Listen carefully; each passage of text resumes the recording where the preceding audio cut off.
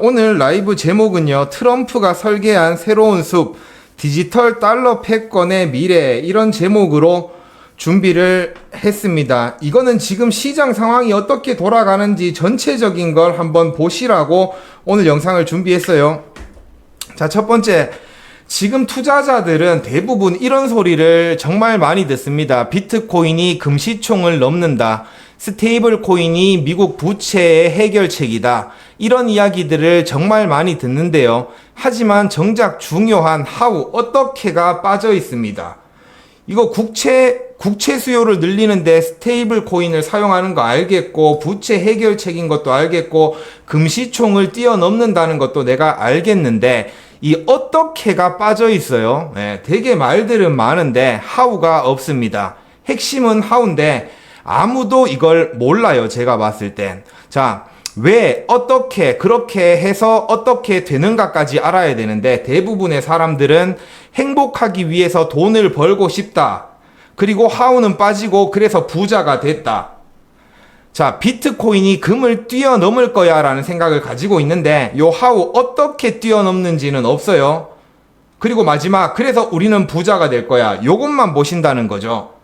근데 이들이 생각하는 하우가 뭐냐, 어떻게는 뭐냐, 생각을 안 해요. 대부분 그냥 대형 유튜브가 그렇게 이야기했으니까, 트럼프가 그렇게 이야기했으니까, 마이클 세일러가 그렇게 이야기했으니까, 많은 사람들이 권위에 기대어 믿음만을 가져갑니다. 근데 이렇게 됐을 땐 가격이 흔들리거나 생각처럼 되지 않았을 때는 엄청 불안해지거든요. 그렇기 때문에 저는 어떻게를 오늘 말씀을 좀 드리려고 합니다. 자, 트럼프는 지금 앞으로 미국이 100년 이상 세계에서 가장 강력한 국가이자 기축통화 발행국의 지위를 유지하길 바라고 있습니다. 트럼프의 목표가 단순히 지금 경제 회복만을 위한 게 아니에요. 이 전략은 단순히 거시경제만 이해해서는 퍼즐이 완성되지 않고요. 또한 암호화폐 시장의 구조만으로도 전부 해석되지가 않습니다. 거시경제 흐름과 디지털 자산 구조 두 축을 모두 이해해야 지금 트럼프가 시도하고 있는 화폐 개혁의 전체적인 그림이 맞춰지는 거예요. 그래서 막 주식 오래 했던 사람들, 경제 전문가, 이런 사람들도 이 그림을 완성시키질 못해요. 퍼즐을 조립할 수가 없는 겁니다. 그렇다고 해서 또 막 트레이딩하고 암호화폐 거래 많이 했던 이들도 거시경제에 대한 이제 조금 지식이 부족하기 때문에 이걸 결합시킬 수가 없어요. 자, 거시경제, 왜 미국이 지금 위기인지, 왜 달러가 흔들리고 있는지를 알아야 되고요. 어떤 방식으로 새로운 달러 생태계를 만들려고 하는지는 암호화폐에 대해서 알아야 됩니다. 이 두 가지가 함께 연결될 때 트럼프가 의도하는 것이 보입니다. 자, 왜부터 들어갈게요. 전 세계 무역에서 달러 지위가 약해지고 있다라는 소리는 대부분 다 들어보셨을 거고요. 미국 부채가 지금 심각한 수준이다라는 이야기도 들어보셨을 겁니다. GDP 대비 부채가 125%, 역사상 거의 최고 수준이거든요. 그래서 매년 1조 2천억 달러 정도의 이자가 발생을 합니다. 그리고 2024년 기준으로 미국의 재정 적자는 1조 8천억 달러 정도 됩니다. 이 재정 적자가 뭐냐면 세금으로 미국이 걷어들인 거 마이너스 정부가 쓴 돈을, 지출을 빼면 되는 거예요. 근데 세금으로 4조 9천억을 걷어들였는데 정부가 쓴 게 6조 7천억 달러입니다. 그러니까 미국은 계속 빚을 지면서 국가를 유지한다는 거죠. 이게 지금 문제라는 겁니다. 국가 부채가 지금 37조, 38조 달러가 된다. 이거 절대값으로 평가해서는 이게 문제가 되지 않아요. 왜냐? 예를 들어서 내가 만약에 대출 이자로 한 달에 200만 원이 나간다고 칩시다. 근데 300만 원 버는 사람이 이자로 200만 원 나가면 문제가 있죠. 근데 한 달에 2천만 원 버는 사람이 대출 이자로 200만 원 나가면 문제가 없는 겁니다. 그러니까 미국 같은 경우에는 이 부채를 줄이는 게 아니고요, 생산성을 높이면 되는 겁니다. 미국이 지금 세수로 걷어들이고 있는 게 4조 9천억인데 이걸 6조 7조 8조로 만들면 이 GDP 대비 국가 부채 한도가 크게 상관이 없다라는 겁니다. 무슨 말인지 이해되셨죠? 부채 한도가 상관이 없는 게 아니라 국가 부채가 크게 심각하지 않다는 겁니다. 미국이 세금 걷어들이는 것만 많아지면, 생산량만 많아지면 문제가 없다는 거예요.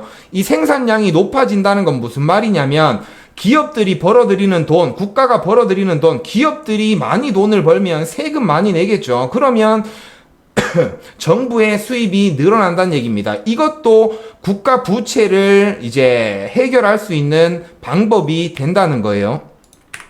자, 달러가 세계 기축 통화가 된 배경을 대부분 아실 텐데요. 간단하게 다시 한번 정리할게요. 2차 세계대전 당시에 유럽과 아시아의 주요 국가들은 전쟁으로 엄청 심각한 피해를 입었습니다. 근데 상대적으로 미국은 자국의 피해가 별로 없었어요. 그래서 전쟁 기간 동안 다른 나라들한테 무기하고 물자하고 막 이렇게 공급을 하면서 그 대가로 금을 받은 겁니다. 대부분의 사람들이 미국은 옛날부터 잘 살았다고 생각을 하는데요. 아니에요. 미국이 잘 산 건 그렇게 역사적으로 보면 오래된 건 아닙니다. 2차 세계대전 이후에 다른 국가들 피해 볼 때 미국은 별 피해가 없었고, 그때부터 미국은 생산업 이런 거, 제조업 이런 거 이제 발전시키면서 경제가 급성장을 한 거예요. 그래서 결과적으로 이제 2차 세계대전이 끝날 당시에 미국은 전 세계 금의 60%를 보유를 하고 있습니다. 그리고 이제 2차 세계대전으로 인해서 많은 국가들이 피해를 입었잖아요. 이 피해를 입은 국가들이 이제 전쟁이 이제 끝날 무렵이 되니까 이제 경제 체제를 조금 개선하기 위해서 1944년에 이제 브레튼 우즈, 미국에서 44개 국가가 모여서 이제 논의를 시작합니다. 여기에서 핵심적으로 나온 게 뭐냐면 글로벌 결제에서 달러를 사용하자라는 이야기가 나왔고요. 미국은 전 세계 금의 60% 이상을 가지고 있었다고 했잖아요. 그래서 미국이 이 보유하고 있는 금을 이제 달러로 발행하겠다고 이야기를 한 겁니다. 1온스당 35달러를 발행하기로 했고, 그렇게 약속을 해서 이제 전 세계가 달러를 사용하기로 한 겁니다. 그리고 달러를 주고 금을 다시 받아올 수도 있었어요. 이게 이제 전 세계 기축 통화가 달러로 된 계기라고 보시면 됩니다. 자, 그리고 이 근본이제가 폐지된 건 1971년이에요. 자, 미국은 베트남 전쟁이 계속 길어지면서, 그리고 복지 지출이 증가하면서 달러를 과도하게 발행을 하는 겁니다. 원래는 1온스당 35달러만 발행하기로 했는데 미국이 추가적으로 계속 더 찍어내요. 그러니까 프랑스를 비롯한 유럽 국가들이 조금 불안하니까 우리 이거 달러 가지고 있는 거 금으로 바꿀래요, 이랬어요. 근데 닉슨 대통령이 안 바꿔준다고 이야기를 한 겁니다. 이제 달러를 금으로 교환하지 않겠다고 선언을 해요. 이게 근본이제 폐지입니다. 이 사건을 닉슨 쇼크라고 불리는데요. 그러면 다른 국가들은 금을 기반으로 달러를 발행하기로 했는데 미국이 이 약속을 지키지 않으니 이제 다른 국가들은 달러의 신뢰가 조금 부족해졌겠죠. 그런 문제가 생겼는데, 그래서 다른 유럽 국가들이나 다른 국가들이 반발이 심했는데 이 달러의 패권을 계속해서 유지할 수 있는 방법이 페트로달러였습니다. 금과 연결된 달러의 가치를 유지하기 위해서 미국은 사우디아라비아하고 전략적 협정을 맺습니다. 이게 1974년이에요. 자, 전 세계 원유를 사기 위해서 이제 오펙이라고 알죠? 이제 원유 가격 조절하고 막 이러는 그런 국가, 그 오펙의 가장 큰 권력을 가지고 있었던 게 사우디아라비아였어요. 왜냐면 원유 최대 수출국이었으니까. 그래서 사우디랑 협정을 맺습니다. 사우디는 우리가 원유 수출할 때 전부 달러로 거래할 테니 우리를 미국 국방력으로 좀 보호해줘, 이런 협정을 맺은 거예요. 그래서 원유를 사기 위해서는 모든 국가들이 달러를 써야 되는 상황이 온 겁니다. 그래서 달러가 계속해서 세계 기축통화의 지위를 유지할 수 있었던 거예요. 자, 근데 여기서 중요한 거, 세계 기축통화는요, 약 100년 주기로 항상 바뀌었습니다. 이게 무조건 이거 썼다가 저거 썼다가 이건 아니지만 조합에서 같이 쓸 때도 있었지만 어찌됐든 세계 기축통화의 역할을 한 화폐는 대부분 100년 주기로 바뀌었다. 포르투갈이 80년, 스페인이 110년, 네덜란드가 80년, 프랑스가 95년, 영국이 105년, 미국이 지금 1944년부터 세계 기축통화 역할을 했으니까 달러가 지금 81년이 지났죠. 지금 보면 2025년이니까 이 81년이 지났으니까 이제 미국 달러가 기축통화의 역할을 할 시기는 얼마 남지 않았다. 이렇게 좀 보는 거예요. 레이 달리오라는 사람이 그런 이야기를 했거든요. 기축통화의 수명은 평균 95년에서 110년 정도다. 요렇게 이야기를 했습니다. 그래서 지금 전 세계 사람들, 미국도 마찬가지로 기축통화의 이제 주기는 거의 100년인데 미국 이제 80년 넘었으니까 이제 기축통화가 바뀔 때가 됐다. 뭐 이렇게 생각을 좀 하는 거예요. 아직까지는 뭐 그게 뭐 확실하게 나온 건 없지만 그래도 지금 브릭스 국가나 이런 다른 주변 국가들이 달러를 대신해서 다른 걸 계속 쓰려고 하고 그 시기에 맞춰서 비트코인도 나왔고 이러다 보니까 트럼프는 생각을 한 겁니다.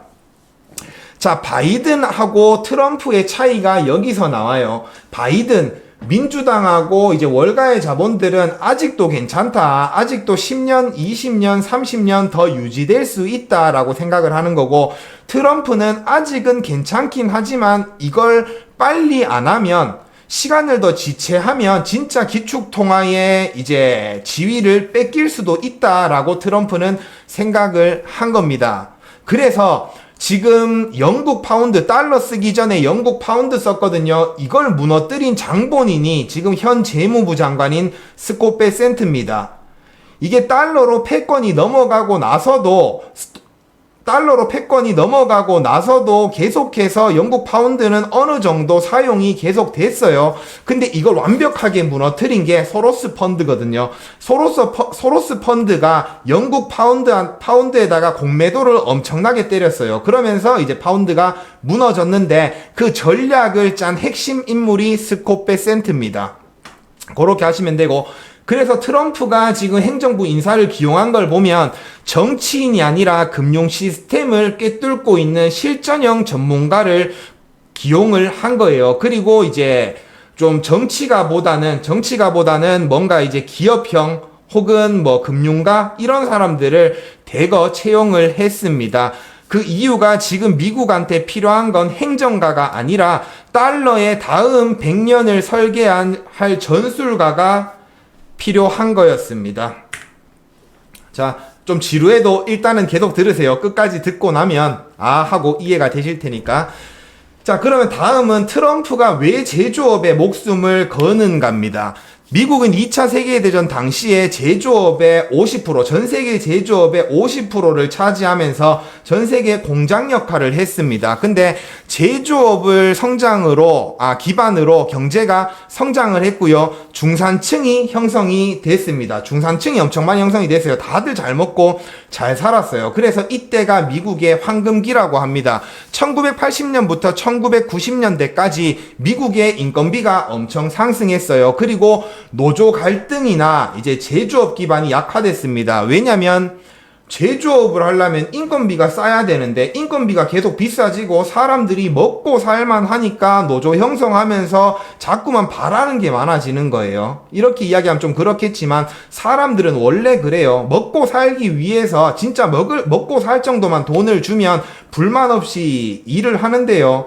이게 돈이 좀 많아지고 급여가 올라가고 하고 싶은 게 많아지면 또 불만이 생기는 거예요. 그래서 미국은 그렇게 이제 조금 제조업 기반이 약해지기 시작합니다. 근데 이때 레이건 정부가 전략적 선택을 합니다. 어차피 지금 미국은 인건비가 비싸서 조금 이제 제조업 부분은 경쟁이 안 된다. 개발도상국들한테 경쟁이 안 된다. 그러니까 우리는 이제 금융산업 중심으로 가자. 이렇게 된 겁니다. 그래서 이 순환 구조를 좀 보면 개도국이 싸게 생산을 해요. 개발도상국, 뭐 중국이나 지금은 중국을 보고 개발도상국이라고 할 수는 없지만 중국이나 동남아시아 뭐 이런 쪽 좀 인건비가 저렴한 국가들에서 물건을 생산을 합니다. 그리고 이 생산한 걸 갖다가 미국 시장에다가 내다 팔아요. 그러면 미국 자산시장에 죄송합니다.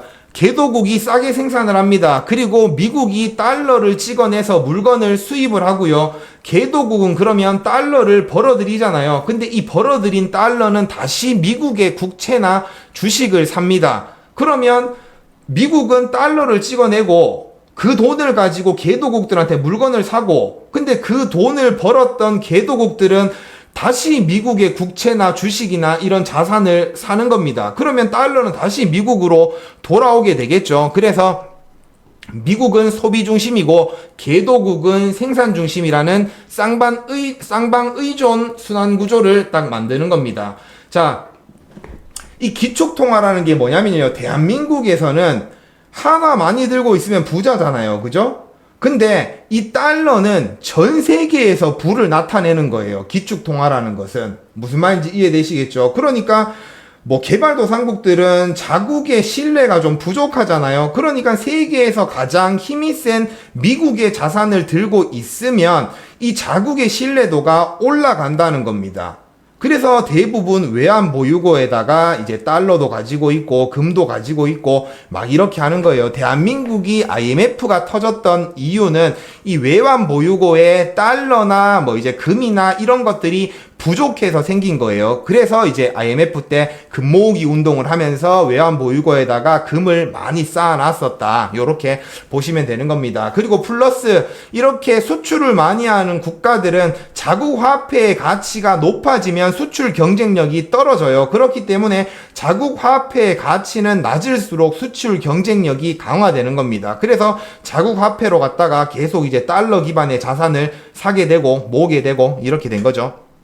자, 근데 트럼프는 이 구조가 중산층을 몰락시켰고 일자리를 빼앗았다고 생각을 하게 된 겁니다. 그래서 더 이상은 이런 구조로는 버틸 수 없다라고 생각을 했고요. 자, 메인스트리트가 뭐냐면 그냥 일반 국민이라고 생각을 하시면 돼요. 열심히 일을 해서 돈 버는 사람들, 이런 사람들을 보고 노동자 계층 메인스트리트라고 이야기를 하고요.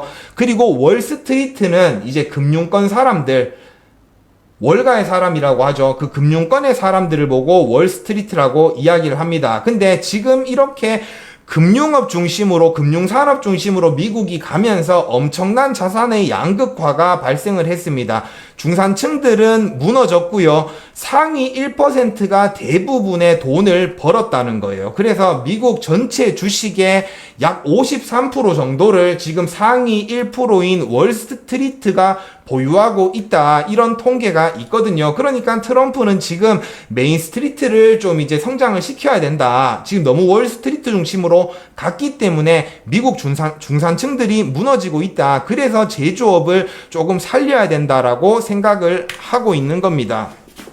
여기서 지금 사람들이 생각하는 게 인건비가 높은데 어떻게 제조업을 다시 미국으로 가지고 와, 말도 안 되지라고 생각을 하는데, 트럼프가 지금 생각하고 있는 건 단순히 제조업의 복원이 아니에요. 자, 과거 미국 제조업은 인건비 문제 때문에 경쟁력을 상실했습니다. 인건비 상승은 생산기지 이전을 만들었어요. 중국이나 인건비 싼 국가로. 근데 이게 노동 집약적 산업 구조에서는 경쟁이 불가능해요. 인건비가 많이 들어가는 구도에서는 경쟁이 불가능한데, 현재와 앞으로 미래는 기술 주도형 스마트 제조 시대가 도래한다는 거죠. AI, 로봇, 자동화 기술 뭐 이런 거 있죠. 그래서 제조업은 앞으로 노동력보다 기술력 중심으로 계속해서 변화할 거라는 거예요. 그래서 세계의 많은 이제 기업들이 이 공장을 어디다가 지을지 고민을 하고 있는 상태인 겁니다. 나중에 완전 자동화된 스마트 팩토리 같은 경우에는 인건비가 최소화되기 때문에 기술력이나 이런 것들을 봐야 돼요. 근데 중국이나 이런 국가들은 이제 공산당 체제니까 뭔가 기업들한테 어떤 제재를 하거나 뭐 이럴 확률도 많아지고, 그래서 중국에다가 앞으로 진짜 몇십 년 동안 운영될 공장을 짓기에도 부담스럽고, 그렇다고 해서 베트남이나 이런 개발도상국들에다가 이제 공장을 짓자고 하니 그들은 기술력이 좀 떨어지는 거예요. 고급 인력이 필요하거든요. 뭐 데이터 최적화를 하고 무슨 뭐 고장 났을 때 수리도 하고 이런 거 하려면 어찌됐든 기술력이 있어야 되는데 동남아는 그게 좀 부족하다. 개발도상국들은. 그래서 지금 기업들은 이걸 미국에 해야 되나 중국에 해야 되나 아니면 개발도상국에 해야 되나 고민하고 있는 찰나라는 거죠. 이 타이밍에 맞춰서 미국이 지금 트럼프가 관세로 밀어붙이고 있는 겁니다. 우리 언제든 다른 국가들한테는 관세 때릴 수 있어. 그러니까 니들 앞으로 몇십 년 동안 이제 스마트 팩토리 자동화 설비를 하려면 미국에다가 하는 게 좋을 거야. 우리는 세계에서 가장 큰 내수 시장을 가지고 있고 최상급 로봇 기술과 저렴한 상업 전기료를 가지고 있어. 이렇게 어필을 하는 겁니다. 그래서 뭐 모든 제조업을 돌아오게 만들려는 건 아니에요. 근데 이런 반도체나 막 이런 것들이 있죠. 이런 건 나노 단위에 사람이 조립할 수 없는 엄청 세밀한 단위의 그런 조립들, 뭐 바이오 이런 거 있죠. 뭐 약물 같은 거 막 배합하고 이럴 때도 마찬가지로 엄청 정교한 그런 것들이 필요하기 때문에 그래서 미세먼지나 이런 것들도 들어가면 안 되기 때문에 그런 분야에서는 제조업을 대부분 로봇이 대신해야 되는 자동화 시설이 대신해야 되는 시대가 오고 있고 이미 어느 정도는 왔다. 요렇게 생각을 하시면 될 겁니다. 그래서 그걸 지금 미국은 중국한테 뺏기지 않고 미국으로 유치하고 싶은 거예요. 요렇게 생각하시면 됩니다. 자, 그래서 트럼프가 지금 관세 정책을 펼치고 있는 건 무역에서 이기겠다는 수준이 아니라 미국 경제의 구조 자체를 재편하려는 혁명적인 수준의 시스템 개혁이라고 보시면 되는 겁니다. 자, 트럼프는 금융 엘리트 상위 1%가 중산층을 무너뜨렸다고 보고 있고요. 이 상위 1%는 금융 엘리트들, 자, 연준을 보면요. 연준은 한국은행처럼 국가가 보유한 그런 은행이 아니에요. 민간은행 12개가 모여서 만든 겁니다. 연준이라는 건 어찌됐든 연방정부에서 이사를 뭐 이렇게 뽑고 뭐 의장을 뽑고 이렇게 하지만 어찌됐든 연준은 12개의 주연방은행 있죠. 이런 것들이 모여서 만든 거라고 보시면 돼요. 그러니까 대부분이 골드만삭스나 JP 모건 같은 민간 은행의 금융 엘리트들이 막 이렇게 여는 총재가 되고 막 이렇게 되는 거예요. 그러니까 지금 트럼프가 생각하는 상위 1% 금융 엘리트는 연준 플러스 월가 플러스 정치 엘리트, 기득권 세력이라고 하죠. 이들이 이제 모여가지고 지들의 수익만을 계속 보고 사는 거예요. 원래는 이들이 경쟁을 하고 감시를 하고 이렇게 해야 되는데 이들이 지들끼리 똘똘 뭉쳐가지고 몰래 짜고 힘을 합쳐서 자기들의 이익만 계속해서 추구를 하고 있다고 생각을 하는 겁니다. 그래서 제가 이 멤버십 사람들한테도 얘기를 했고 공개 영상에도 몇 번 언급을 한 적이 있어요. 트럼프가 당선이 되면 이때부터는 기득권 세력 플러스 월가와 트럼프 플러스 신흥부자, 빅테크 기업이나 암호화폐 기업들 이런 애들의 전쟁이 시작될 거라고 이야기를 했고 지금이 그 전쟁이 일어나고 있는 상황입니다. 딥스테이트 막 이런 이야기도 했고 카르텔 뭐 정치 카르텔 이런 이야기도 했잖아요. 그죠? 그런 상황들이 지금 벌어지고 있는 거예요. 다른 국가들하고 미국만의 싸움이 아니고 지금 월스트리트에서 벌고 있는 돈을 메인스트리트 쪽으로 조금 옮기려고 하니까 트럼프가 지금 이제 연준이나 뭐 기득권 세력들 뭐 이런 애들이 월가의 자본 이런 애들이 이걸 반대를 하고 있는 겁니다. 자, 어제 파월 연설을 했어요. 파월이 연설을 하면서 뭐라고 했냐면 지금 연준이 시장에 개입하는 걸 기대하지 말라고 이야기를 했습니다. 이유가 뭐냐? 트럼프는 매일 변하기 때문에. 무슨 말인지 이해되세요?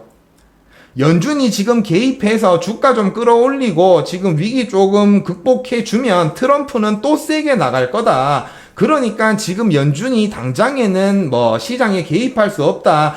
트럼프가 뭔가 지금 조금 이제 한 발 물러나야 그래야 연준이 개입할 수 있다. 이렇게 이야기를 한 거고요. 트럼프는 방금 이제 요거 기사가 나왔어요. 제가 라이브 시작하기 직전에 트럼프는 연준 의장을 당장 해임해야 된다. 지금 금리 인하 빨리 해야 되는데 얘들이 지금 금리 인하 안 하고 있다. 유럽은 지금 7번 금리 인하를 하고 있는데 파월은 아직까지 연준은 아직까지 금리 인하를 안 하고 있다. 이렇게 이야기를 하고 있는 겁니다. 그래서 지금은 다른 국가들하고 미국의 싸움도 있지만 트럼프와 이제 월가의 싸움도 지금 계속 있는 거예요. 왜냐면 월가는 이런 이제 제조업의 성장이나 이런 걸 원하지 않아요. 앞으로 10년, 20년 계속 지금처럼 지들끼리 해먹고 싶은 겁니다. 러스트벨트한테 이 캐파를 조금 덜어내주는 걸 싫어해요. 월가의 자본들은. 요렇게 좀 보시면 될 것 같습니다. 휴, 오늘 2시간까지는 안 걸리겠네요. 일단 여기까지가 지금 일어나고 있는 상황에 대한 이야기를 좀 했습니다. 궁금한 거 있으시거나 이해 안 되는 부분 있으면 지금 빨리 질문을 좀 주세요. 질문 몇 개만 받고 이제 어떻게에 대해서 이야기를 할 겁니다. 질문 좀 주세요.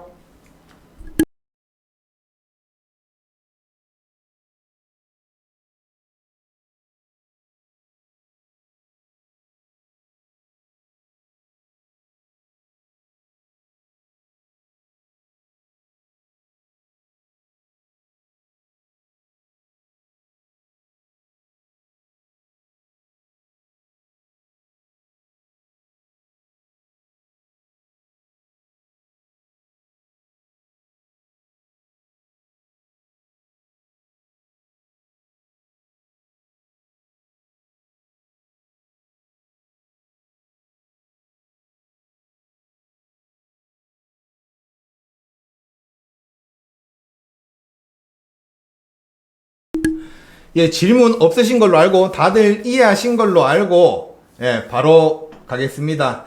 이제부터가 재밌어요. 지금까지는 좀 이제 배경이라고 보시면 되고 이제부터가 재밌습니다. 도파민이 좀 뿜뿜 하실 거예요. 자, 바이든 행정부가 바라본 디지털 자산 시장하고 잠시만요. 네, 바로 호호님 질문은 해답을 찾을 수 있을 거예요. 자, 다시 하겠습니다. 자, 바이든 행정부가 바라본 디지털 자산 시장과 트럼프가 바라본 디지털 자산 시장은 달라요. 어떤 차이가 있는지 말씀드릴게요. 제가 작년에 했던 얘기와 지금 하는 이야기가 조금 달라집니다. 작년에 제가 61K, 67K까지는 사도 된다라고 이야기했어요. 근데 지금은 90K 이하에서는 비트코인을 사도 된다고 이야기를 하고 있습니다. 가격은 올라갔지만 작년에 67K보다 지금 90K가 훨씬 더 진입하기 좋은 타이밍입니다. 그 이유에 대해서 말씀을 드릴게요. 바이든 행정부가 바라본 디지털 자산 시장은요, 달러의 수요를 확대시키기 위한 것 뿐이었습니다. 자, 바이든 행정부가 비트코인 현물 ETF를 승인했죠. 근데 이건 암호화폐를 허용한 게 아니었어요. 자, 비트코인을 통해서 달러 유입 구조를 그냥 설계한 겁니다. 홍콩 ETF는 현금으로도 비트코인 현물 ETF를 살 수 있고 현물으로도 비트코인을 ETF를 살 수가 있습니다. 근데 미국이 승인한 현물 ETF는 반드시 달러로만 매수를 해야 되거든요. 즉 비트코인 현물 ETF의 수요가 증가한다는 건 달러의 수요가 증가한다는 겁니다. 그러면 바이든 정부는 비트코인을 지원한 게 아니라 비트코인을 통해서 달러 유입 통로를 그냥 만든 것 뿐이에요. 그리고 두 번째가 주식시장입니다. 주식시장에 상장된 마이크로스트래티지나 코인베이스, 채굴 기업들이 있죠. 마라홀딩스. 이런 기업들은 다 미국 주식시장에 상장되어 있기 때문에 이걸 사려면 달러로 사야 돼요. 그래서 비트코인을 직접 사지 않고 우회해서 투자를 하더라도 이런 종목에 투자를 하게 되면 달러 수요가 증가하는 거예요. 자, 근데 알트코인으로 달러 수요를 늘릴 수 있는 방법이 있긴 있었어요. 여기서 제가 작년에 계속 얘기했던 거, 알트코인은 아직은 아니라고 말씀을 드렸어요. 그 이유가 뭐였냐면 바이든이 생각하는 알트코인을 가지고 달러 수요를 증가시킬 수 있는 방법은 SEC의 증권법을 이용해서 암호화폐 기업들을 이제 압박을 하는 겁니다. 그래서 대부분의 알트코인들을 증권으로 분류하고 싶었어요. 이 알트코인들이 증권으로 분류되면 어떤 상황이 발생을 하냐? 일반 거래소 있죠. 우리가 쓰고 있는 바이낸스나 이런 거래소에서는 미등록 증권 판매 혐의를 받게 됩니다. 증권으로 알트가 분류돼 버리면. 그래서 일반 거래소에서는 알트코인을 거래할 수가 없는 상황이 나오는 거예요. 그래서 미국이 허용해준 거래 기관들을 통해서만 이 알트코인들을 거래할 수 있도록 만들려고 한 겁니다. 바이든의 생각은 그거였어요. 그래서 SEC가 계속해서 소송을 걸고 뭐 증권으로 분류하려고 난리를 친 겁니다. 왜 증권으로 분류해서 암호화폐가 알트코인들이 미국이 허용해준 라이선스를 준 예를 들어 코인베이스에다가 니들 미등록 증권이라도 알트 판매할 수 있는 권한을 줄게 이런 식으로 해버리면 이제 알트코인 거래할 때도 달러로만 살 수가 있는 거거든요. 그런 걸 바이든은 원했던 거예요. 근데 트럼프는 한 발 더 나갔습니다. 트럼프는 달러의 패권 자체를 스테이블 코인을 통해서 유지하려고 한 거예요. 자, 트럼프는 바이든보다 큰 그림을 보기 시작했습니다. 처음부터 그랬다고는 생각을 안 해요. 작년에 막 6월달, 7월달 이때까지만 해도 저도 트럼프가 그냥 표심 얻으려고 암호화폐 유권자들의 표를 사기 위해서 이렇게 이야기를 하는구나라고 생각을 했는데 이 컨퍼런스에서 트럼프가 하는 얘기를 들어보고 아니구나라고 생각을 했어요. 그리고 트럼프도 계속해서 암호화폐 친화적인 발언을 하면서 업계 사람들의 이야기를 들으면서 이제 해답을 찾은 거예요. 달러의 패권을 유지할 수 있는 해답을. 자, 그 방법이 뭐냐? 디지털 자산 시장 전체를 달러와 연결하는 겁니다. 자, 트럼프는 스테이블 코인을 미국의 기축 통화를 유지할 수 있도록 만들어준 디지털 페트로 달러로 보고 있어요.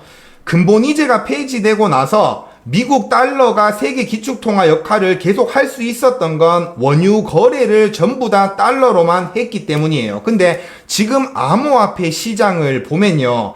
대부분의 거래가 스테이블 코인, 달러 기반 스테이블 코인으로 이루어집니다. 한국 사람들은 여기서 착각이 발생을 해요. 우리는 업비트에서 대부분 거래를 하니까 업비트 거래할 때 한화 입금하고 비트코인 사잖아요. 그죠? 근데 지금 한국을 제외한 대부분의 국가들은 자국 화폐를 가지고 거래할 수 있는 거래상이 많이 없습니다. 있다고 해도 거래량이 엄청 적어요. 그러다 보니까 대부분의 국가들은 자국 화폐를 입금해서 자국 거래소에서 해외 글로벌 거래소로 자금을 옮깁니다. 뭘로? 테더로 바꿔서. 무슨 말인지 아시겠죠? 한국을 제외한 대부분의 국가들은, 국가의 사람들은, 투자자들은 지금 자국 화폐로 거래를 하는 게 아니라 스테이블 코인을 가지고 거래를 하는 거예요. 기름 살 때, 원유 살 때 달러 무조건 써야 된다 했죠. 지금은 암호화폐 살 때 미국 달러 기반의 스테이블 코인을 사야 되는 거예요. 그래서 이걸 이용해서 트럼프는 지금은 달러 스테이블 코인을 대부분 민간 기업에서, 민간에서 발행을 하잖아요. 이걸 갖다가 트럼프는 법으로 제화하려고 하는 거예요. 발행사가 스테이블 코인, 이제 달러 기반의 스테이블 코인 발행사가 1달러의 스테이블 코인을 발행하면 니들 그거 1달러 무조건 미국 국채 사야 돼. 국채 사야 돼. 달러로 보유하고 있거나 아니면 미국 국채, 요거 두 가지만 가지고 있어. 이렇게 법으로 규정을 하려고 하는 겁니다. 그럼 어떻게 되겠어요? 무슨 인도에서 사든 뭐 어디서 사든 뭐 브라질에서 사든 어찌됐든 자국 통화를 가지고 달러 스테이블 코인을 사잖아요. 그러면 이 달러 스테이블 코인 수요가 늘어난다는 건 이 발행사가 준비금으로 미국 국채를 다시 사야 된다는 얘기가 되는 거예요. 그래서 트럼프는 이걸 보고 있는 겁니다. 그러면 앞으로 계속해서 달러 기반의 스테이블 코인이 계속 많이 발행된다. 그러면 미국 국채 매입 수요가 계속 증가한다는 겁니다. 그러면 이 디지털 자산 시장이 계속 커지면 미국 국채 수요도 계속 증가한다라는 생각을 트럼프는 하고 있는 거예요. 그래서 사람들이 그런 이야기를 하죠. 미국이 지금 스테이블 코인을 법으로 규정해서 미국 국채를 사도록 만들었으니 그러고 나면 미국 국채 수요가 늘어날 수 있도록 스테이블 코인 발행량을 늘려야 되고, 그러기 위해서는 암호화폐 거래가 활발해질 수 있도록 규제를 완화시켜야 된다. 요렇게 사람들은 접근을 하고 있어요. 이거 틀린 말은 아닙니다. 맞는 말이에요. 그래서 이 알트코인 규제를 완화시키고 할 거라고 사람들은 기대를 하고 있는 거예요. 여기까지가 대부분의 사람들이 바라보는 시선입니다. 자, 여기서 다음 스텝을 알려드릴게요. 다음 스텝은 뭐냐? 실물 자산 전체를 디지털 자산 시장으로 끌어들여서 이제 생태계를 구축하는 겁니다. 여기서 나오는 게 RWA예요. RWA는 뭐냐? 실물 자산, 부동산이나 채권, 예술품 이런 것들을 전부 토큰으로 쪼개서 디지털 자산 시장에서 거래할 수 있도록 만드는 거예요. 100억짜리 건물을 나는 지금 살 수 없어요. 근데 이걸 1000개로 나눈다고 치면 1000만 원만 있어도 누구나 소수 지분 투자가 가능한 구조가 생기잖아요. 이걸 지금 만들려고 하는 거예요. 한국이 강남 빌딩 있죠. 한국의 강남 빌딩을 누군가가 RW로 토큰화 시켰어요. 이거를 거래할 수 있는 건 USDT라고 칩시다.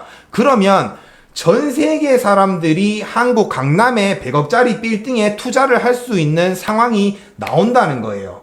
이건 어디에 등록돼요? 거래소에, 디지털 자산 거래소에 토큰이 등록이 되는 겁니다. 그러면 투자자들은 전 세계 어디에서나 해당 토큰을 거래할 수 있게 되고, 이 거래 통화는 대부분 달러 기반의 스테이블 코인이 될 확률이 많습니다. 그래서 결국은 전 세계의 부동산과 채권 시장까지, 그리고 예술품 이런 것들까지 다 디지털 자산 시장에서 거래될 수 있도록 만들려고 하는 거예요. 이해되셨죠? 자, 근데 이 RWA를 가지고 이제 전통 금융을 좀 꼬실 수가 있는 겁니다. 뭐냐면 이 RWA 같은 경우에는 어찌됐든 실물 자산이잖아요. 이게 온체인상에서 거래가 된다고 해도 오프체인, 현실 세계에서 자산이, 실물 자산이 이제 이동이 돼야 돼요. 소유권이라든가 뭐 이런 거 있죠. 그런 것들 법적으로 규제, 수탁, 회계 이런 것들은 현실 세계에서 다 반영이 돼야 되는데, 이런 것들은 아마도 지금 전통 금융기관에서 하게 될 확률이 많은 겁니다. 그러면 지금까지 전통 금융에서 수익이 발생된 건, 예를 들어서 누군가가 100억짜리 건물을 판다. 그러면 이 100억짜리 건물을 사기 위해서 20억은 내 돈, 80억은 은행에 대출을 발생시키는 거예요. 그럼 이 은행은 대출 이자를 받습니다. 근데 이걸 RWA로 바꿔버리면 100억짜리 건물이 1000개의 토큰으로 쪼개져요. 그럼 이 1000개의 토큰은 365일 24시간 계속해서 사고 팔고 이런 게 발생을 합니다. 그러면 거기서 거래 수수료도 발생을 하고요. 파생 상품들도 막 발생을 합니다. 그러면 기존에는 전통금융이 이자만 받았다면, 부동산 시장을 이용해서 이자 수익만 발생을 시켰다면, 이제 앞으로 RWA가 진행이 되면 진짜 365일 24시간 진짜 수백 수천 번의 거래에서 수수료가 나오고 막 이렇게 되는 거예요. 그걸 이제 전통금융들은 이해를 하기 시작한 겁니다. 요까지 또 무슨 말인지 이해되셨어요?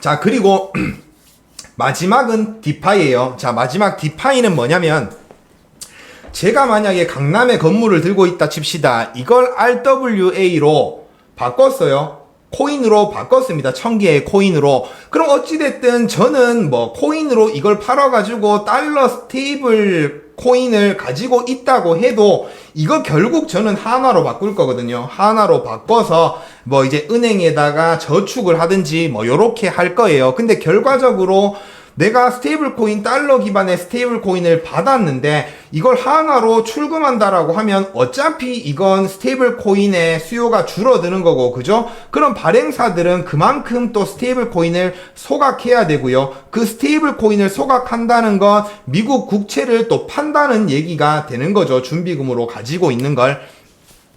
이런 시스템을 이제 바꿔주는 게 디파이예요. 저는 은행에 저금하고 이자 받는 걸 생각했다고 하면 이걸 오프라인으로 이동시키지 않는 거예요. 스테이블 코인 자체적으로 디지털 세상에서 이자 활동을 할 수 있도록 만드는 게 디파이입니다. 전통 금융이 하고 있었던 걸 디지털 자산 시장에서 블록체인 자체에서 이자 생활을 할 수 있도록 만들어주는 거. 스테이킹이라고 들어보셨죠? 내가 가지고 있는 코인을 어디에다가 예치를 해놓고 그만큼의 보상을 받는 거예요. 그런 것들을 보고 디파이라고 하거든요. 아니면 유동성 풀에다가 제공을 하고 뭐 어떤 특정 뭐 코인을 보상으로 받는다든가 이런 것들을 보고 디파이라고 해요. 그러면 제가 하나로 출금해서 은행에 저축하는 것보다 이 디파이를 이용해서 디지털 자산 시장에서 내가 이걸 돈을 굴리는 게 더 이자가 많이 발생을 한다고 하면 저는 굳이 하나로 출금해서 은행에 저금할 필요 없이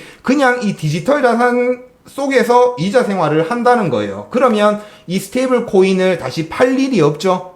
그죠? 그러면 미국의 국채 수요도 줄어들 일이 없다라는 겁니다.